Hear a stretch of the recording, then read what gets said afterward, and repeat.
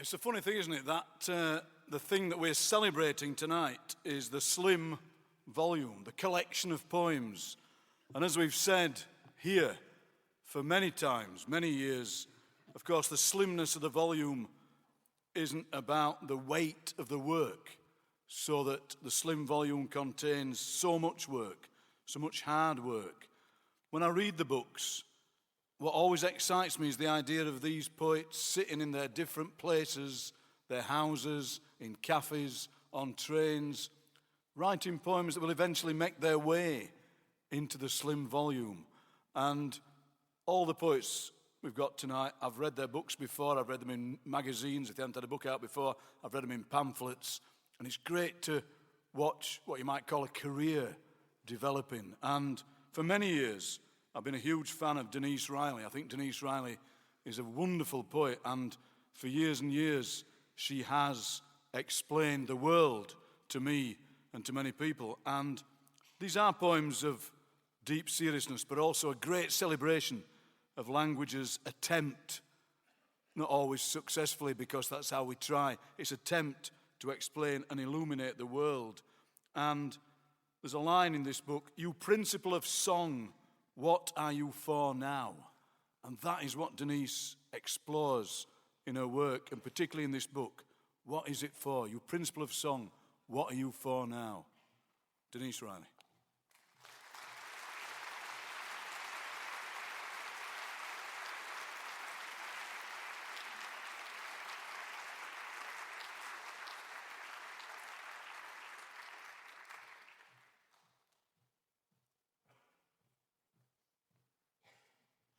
Thank you very, very much, Ian.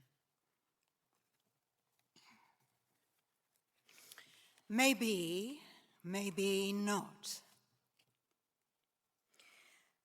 When I was a child, I spoke as a thrush, I thought as a clod. I understood as a stone, but when I became a man, I put away plain things for lustrous. Yet to this day squat under hooves for kindness. Where fetlocks stream with mud, shall I never get it clear down in the soily waters? Clemency, sweet goose, fat on spring's fine ideals, hiss in a lime sauce. Clemency's glow is rueful, citrine-veined, then always ends up being about practical kindness. Don't tut. That's brilliantly green and airy, and will frog march some right round under the blinking sun. So look lively. Under the answering sky, I can manage being alone, can pace out convivial hope across my managing ground. Someone might call later. What do the dead make of us that we'd flay ourselves, trying to hear them, though they may sigh at such close loneliness?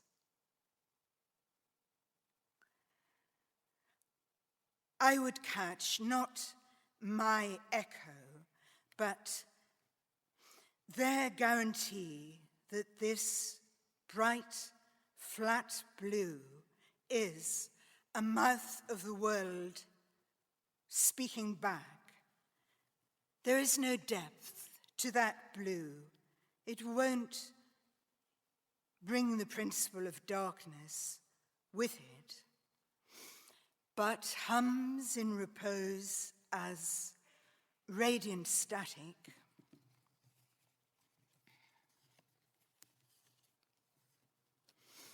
On the Black Isle, 3 ginger temples of oil rigs clamped at the bay's mouth, a big navy sky roiled over cloud pillars.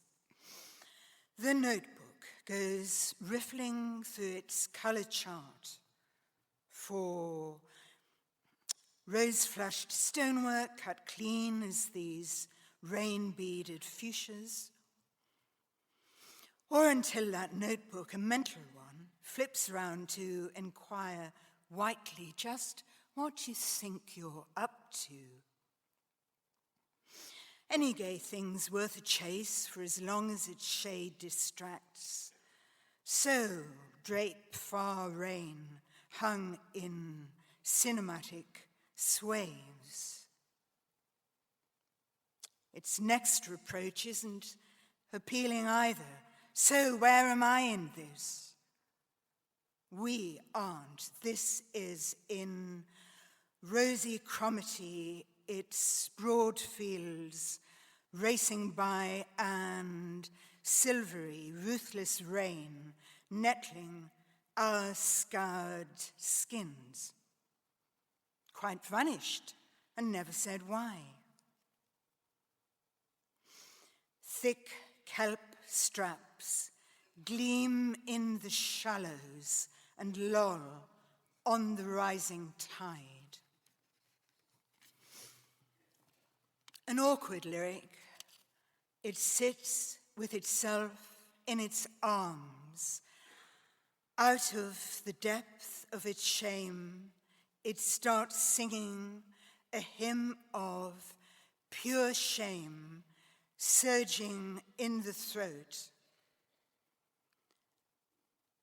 To hold a true note could be everything. Getting the hang of itself would undo it.